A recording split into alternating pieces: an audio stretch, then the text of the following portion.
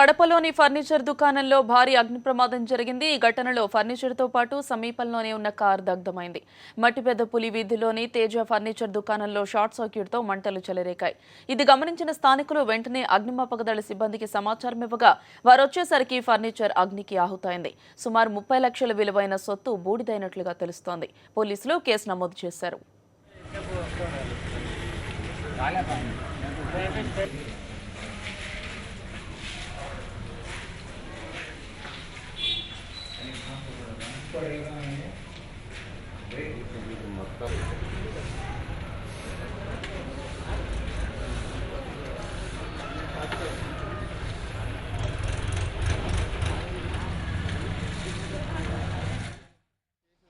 వాటితోటి మా వద్ద ఉన్నటువంటి పరికరాలతోటి వాటిని ఓపెన్ చేసి ఫైర్ ఫైటింగ్ ప్రారంభించడం జరిగింది.